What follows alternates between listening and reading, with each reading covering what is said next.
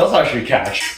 Oh. Hey guys, Ken here from the Wanhuan's Armory, and today we're going to be looking at the historical combat armories, Corsair and the Privateer. So I just came back from Amici Armors in Sherbrooke, and I had to pay a visit to my Montreal friends over there at the historical combat armory. And as soon as I got there, I saw their post, and they have 2 new dagger that just got released. And of course I hit them up and be like, hey guys, these are fantastic. They're super cheap. Like, they're both economy pricing. The Corsair right here was going for 165, and the Privateer going for just 305 or something like that. But in any case, like entry level price.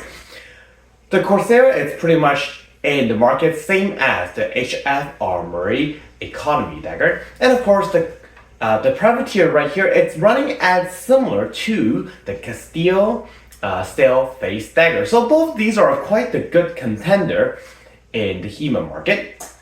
But of course, for myself, I already have one of these normal HF Armory sail daggers, so I had to get a Privateer. Both of these are purchased with my own money. I don't get sponsored for these. I am not important enough, guys. 5 and 9. So today, let's take a closer look on what exactly are these. And as you all know, I love taking things apart. Before we dive in, how do they compare to the HF Armory blade, as well as, let's say, something as chunky as a Chingadea from Castile? Because these are the only references I have. Like, I don't collect that many daggers, I only have like a few. But in any case, so compared to the HF Armory blade, going first with the Corsair, they're quite similar in blade profile. But of course, the Corsair will have a really thick base, whereas the HF one is quite standard, and the Privateer is on its own little beast. Flex wise, I do find that the HF Armory dagger, it's a little bit on the stiffer side, especially with the folded tip being so well pointy. So I feel bad about sending my friends in this sometimes. Whereas either one of these will have quite a nice flex. They're way more flexible. And compared to the Castile one, where it's a little bit same as the HF Armory on the stiff side, both of these new dagger are going to be a little bit on the safer side. There. Now, of course, the Privateer being a little bit more stiff because it has more of these embellishment.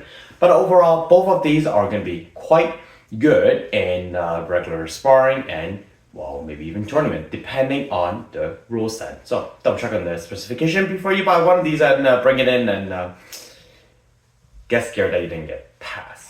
The total weight of this dagger right here weighs in only at about 760 grams, or sometimes it could vary a little bit. The blade itself is a quite generous 17-inch blade with the handle. Now this is just the letter handle part of almost close to 5-inch. We're gonna find that the Corsair handle is actually wrapped in a leather. Smells real enough, but I do find that it's actually quite a bulky handle. Like, look at that. That's really bulky. At the thickest end of the bulkiness itself is actually close to 2.5 centimeters, and it does taper. Both side tapers on the flat end, and of course it profiles on the profile end. So it's actually quite comfy for anyone who have big hands and whatnot. This will definitely fit everything. I do recommend still wear a heavy glove unless you're doing light rapier, because you know it's quite exposed, and there's a very generous amount of handguard that protrudes out almost a good 3 inches, coming to about 17-18 centimeters. So in any glove you're gonna find in the hema market, these will definitely fit. Heck, this thing is so big that I can even fit this Aegis Maximilian gauntlet right into the stale, and it fits quite well. It's kind of fun. Really interesting feature about this dagger itself, it's actually quite a thin edge blade. Now before I get there, we're gonna see that it is a nice round tipped rolled, very nice. We don't see any heat treating issues. Sometimes you see this little part being a little bit blackened. That's just because it's a little bit heated in the forge too much, but this is really nicely rolled. And going into a beautiful thick shoulder. This shoulder, it's really thick. It's like 4 centimeters, like 3.5 centimeters. It's quite robust, okay guys?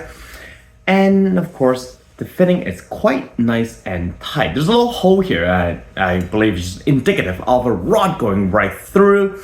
We'll see what happens in a bit. So the handle itself, pretty standard economy mild steel. It's a cute little ring to it. It's still a little bit thuddy, not ringing because, well, it's mild.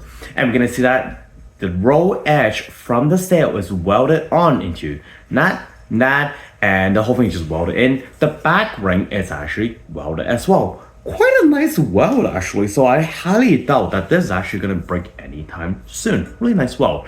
And of course, big enough if you wanna stick your finger into it because you're brave, feel free. But I get so scared about sticking my thumb through this, but hey, you know what? It is what it is. But hey, you know what? Another thing is that the ring is actually thick enough, but also at the same time thin enough. You bend this up so that it becomes like a little sword catcher, like what you see in the side sword kind of thing. Yeah, sure, go for it. What I find really funny is that this pommel is massive. This is such a big pommel. I love it. This pommel is so big it belongs on a freaking arming sword. So I guess the best part is that if you're missing a pommel, take this off and use it somewhere else. Okay, and the guard itself, if you want a measurement for how wide the guard is, it comes in at close to about 10 inches, which is 25.5 centimeter.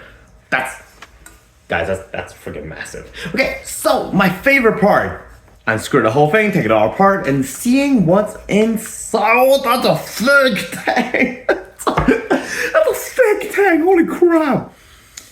Wow, that's an M10 tang right there. Wow, let me double check if it's an M10 or not. Nope, it is a 8mm tang. But hey, so for those who are curious why I'm so surprised is because on the HF dagger, this one, it's only an M6 tang, which is a 6mm rod that's being welded into the actual tang. Now, dagger itself, they don't take that much hit, and you're not gonna whack so hard that the force can generate to the point where it breaks your tank. But you know what? Thicker the tank, the better. So we're off to a good start. This thing is thick. Okay, take it apart. Oh, what a nice, beautiful shoulder. Okay, I'll get into the blade in a bit. Okay. Ooh, it's water. Okay, so the handle itself, this is gonna be the top. That's the bottom. It looks. Is what it is. It's well, corded wrapping is quite standard. It's a cute little. Yep, smells real. Any case, so the handle itself is actually made from what it looks like softwood, but we're gonna see a bit of a glimmer part right here. This is a little shiny part. There's a metal ring right here. Now, what that does is that when you're trying to keep turning this thread, because you know your hand will get loose. The more you tighten it, if you over tighten, you can actually compress your wood and it cracks. But with this little metal ring here, it actually stops that from happening. Really good security measure. And of course, on top, there's no such ring because, well, you're not screwing the blade back onto it. But we do see that before I get back into the metal, the wood core, there's a little bit of a tap of a letter right here. A very thin letter, if you mind me, but still, it's quite nicely done. Everything's nice and tight and solid, and it's, you know, nothing is coming out. There's no burnt wood pieces. Smells fresh. Smells like wood. Okay, so the guard itself doesn't slip out. Yep, perfect. It just slips out. Okay, the guard itself, quite a cute little piece. Nothing really fancy about it. You know what? The finish actually looks like aluminum, but it weighs like steel. So it'll be funny if it's actually. You know what? I'm not surprised it's actually aluminum, to be honest. But hey, any case. So if I just bend this, it's still quite stiff. Okay, so we're gonna see that originally this guard was actually, you see a little line right, that faint line right here. You see that faint line? So once upon a time, this is actually one guard. That piece got welded out and it got welded on like that. And they clean the whole thing up with a grinder of some sort. So nice and cute and tight. It's a handle is what it is. The blade, that's what we came for. Extremely light. 134 grams for the blade because it's a rather thin blade. If I put the blade on my caliper clipper, on the top end of the blade, we only have about 2mm. At the base, it's still at 2mm. So anyway, 2mm flat stock that they had. And we're gonna see right here is that they took an M10 rod and then they welded right in there. So yeah, I actually got a quite good of a 1 centimeter weld. So that sucker ain't going anywhere. Yeah, bam. What a pretty blade. I love this. I like how wide this is. So what it means that if you actually get a random handguard, I don't know, let's just say if you have a random army sword handguard, this one is by Dark Sword Armory, you can, well, easily slide this right in just fine, knowing that it's not gonna pop right through because you have a really wide shoulder. Actually, that's a cute handle. I might buy another blade. But in any case, so I can take it apart. Can I put everything back in? Well, obviously the answer is yes, but you know what? Let's just try it out and see how annoying it is. Usually putting sail face dagger does take a bit of time because the sail face itself is quite springy, so it makes it a little bit annoying and does things like that. But you know what? This one goes in quite well. Seriously, look at that pommel. That's a thick pommel. That's hilarious. I love this pommel. It's so cute. To be honest, if I can just buy parts, I would love to buy the blade and the pommel. Actually, I want to stock up on this pommel. So everything gets screwed back in quite nicely. The metal, obviously metal pommel itself, it's brushed finish, so it's not super polished. But of course, it just means that it can still easily be tightened. And of course, the handle goes back in nicely. And of course, super flexible. I love this thing. It's just so safe. So yeah, the Corsair. Super nice. I love it. And the privateer weighs in at 745 grains. I am absolutely excited for the privateer. This thing is just beautiful. Now, I bought it because the blade is just super nice. I really don't care about the handguard. I love the blade. I wanted one of these blades, the sword catching blade with all these little notches and all that for a really long time now. And the only one I can find is actually by Castile. And damn, these things are expensive. So for $300 Canadian for the whole thing, that's a steal. Okay, well, while I have you guys here, it is still the same thin blade, 2mm, but we're gonna see that it actually goes into a distal taper. A hema weapon with a distal taper, it's crazy. It gets thicker and thicker and thicker. And oh my god, this part is massively thick. So at the tip end itself, it is sitting at only close to 2mm, actually 2.5mm.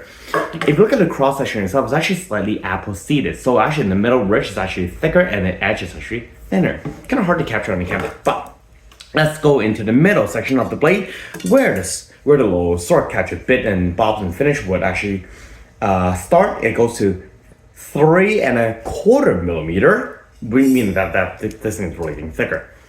And of course, right at the junction point right here, this part itself, people often see this part and think that it's going to break quite easily. Yeah, sure. I mean, this little metal piece itself, it's only at about 4mm, 1, 2, 3, 4, 5mm. Wow, I can count. 5mm, but the thickness of the blade, it's that of 6mm. That's a thick metal. So is that part gonna break? I think a tank's gonna break before that thing breaks. So damn, that's strong.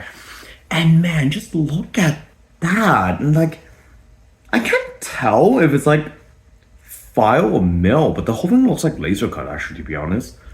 It's such a beautiful blade. I freaking love it. Oh god.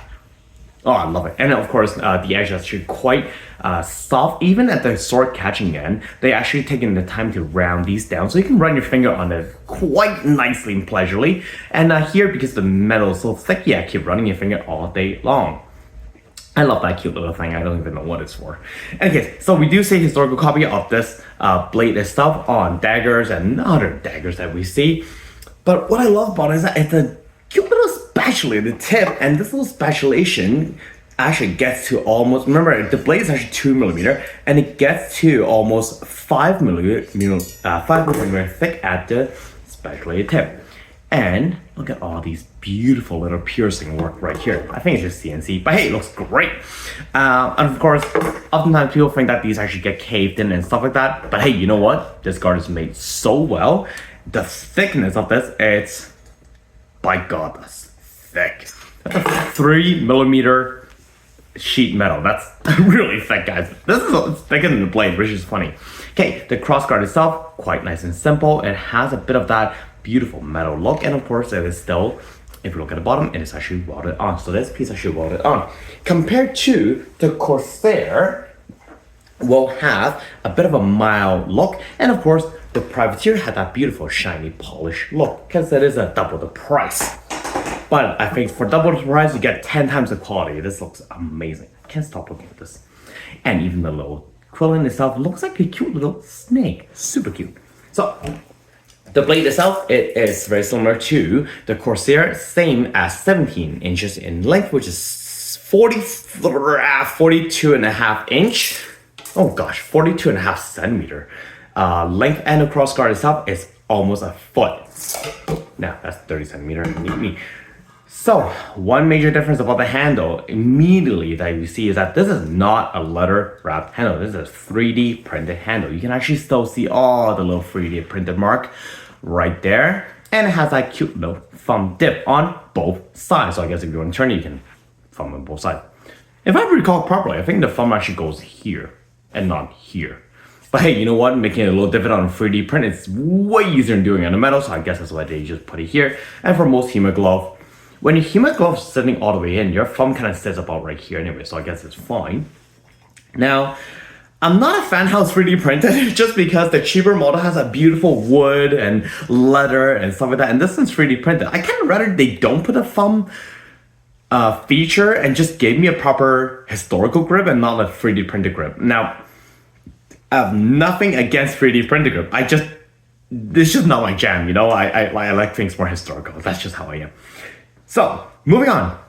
Cute little tapering on the edge as well as a profile edge. Nice cute little circular. It starts off as an oval, belly back out to a thicker oval before turning into almost a circular handle back.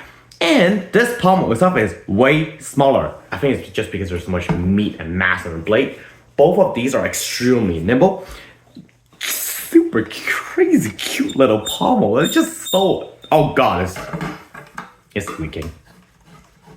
Keep turning. Keep turning. There's a lot of thread. That's so much thread. I'm still turning.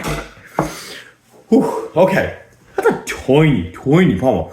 So unlike the Corsair, the Privateer has an M6 nut into it, whereas the Corsair, the cheaper model, has a double thickness. Doesn't mean anything. Well, ironically, I would like to use more sweeping action with this blade because I'm trying to catch things. So the force being generated back into the pommel, I would rather see this a little bit thicker, but I think it's just because it's such a tiny pommel, it doesn't weigh much. So the weight distribution when it moves is actually not that much stress on the tang.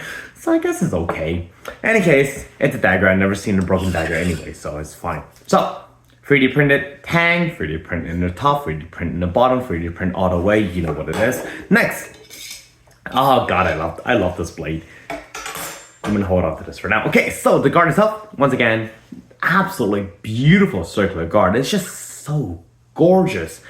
We're gonna see that on the inside. If you look at a little bit on the ridge, like inside these ridge, if you look at it very closely, some of them still have some white powder mark into it. I think that's just from the laser cutting.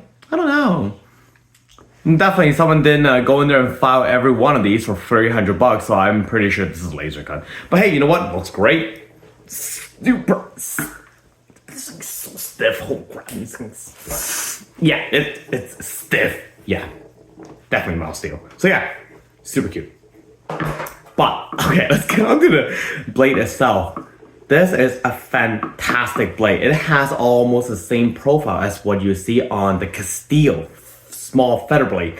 Unlike the Corsair where it just turned abruptly, it actually has an additional shoulder right here relieving that stress in a thick 5.5mm tang that kind of goes into a little bit thinner of a 4.3mm. Major difference. This one itself, I can definitely see that there's a bit of a weld mark right here. So this tang had about that much M6 thread welded into an insert of this blade. So this is actually welded. This part is welded about that much in. Okay, and then of course they polish, grind the whole thing so it's nice and smooth.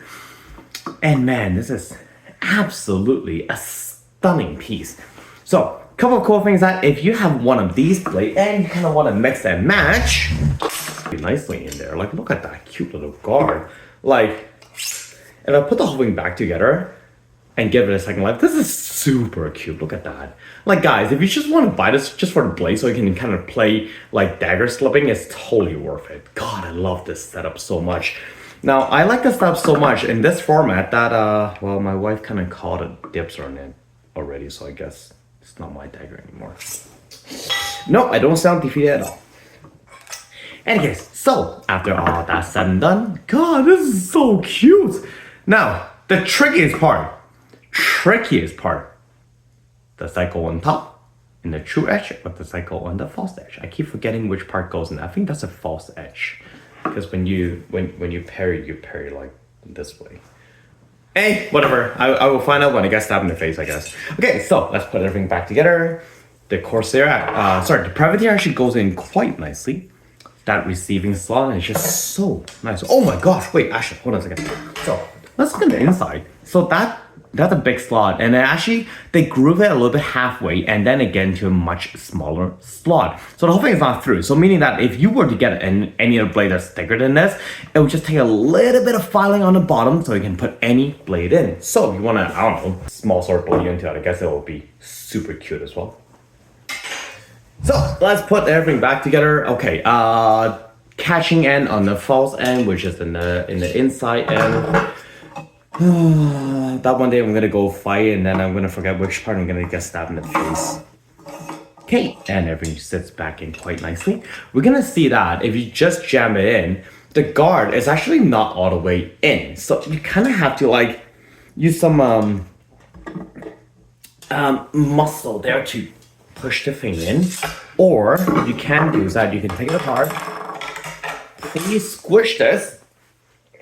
Oh, that's heavy.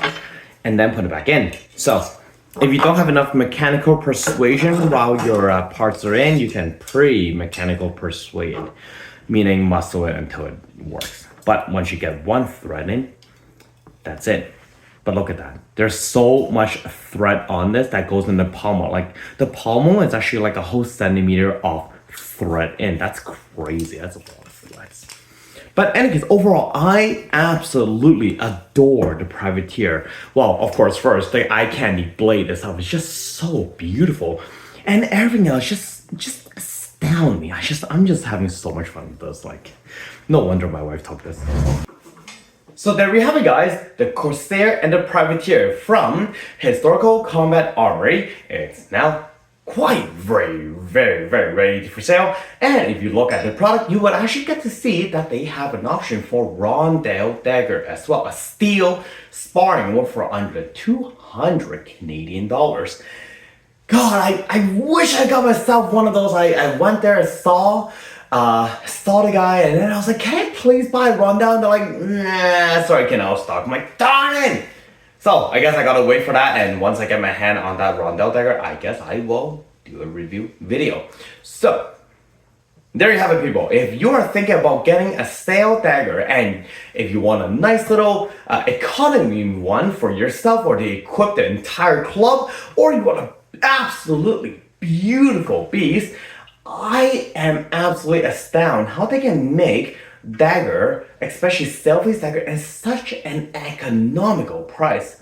And of course, if you're in Canada, like North America in general, and where things are really hard to get, these guys are fantastic. So if I get any sparring video, I will happily post these. And of course, if you have any questions on either one of these, please let me know. Drop a comment down below. And of course, if you ever want to handle one of these, the Privateer is actually being called for, the Corsair actually got called for already, so it's going to leave my hand in about an hour and a half. But the Privateer, if you have any questions or you want to handle it, let me know. Maybe you get to fence a little bit and you get to try this out yourself. Who knows? Well, thank you again for watching this video. And if you have any question, like I said before, comment down below. If you like my video, please like it. And of course, if you find anybody who you want to have a match and just do some shanky shank with, send them this video. Okay, thank you very much. And I look forward to talking to you about Nerd Sword again next time. See ya!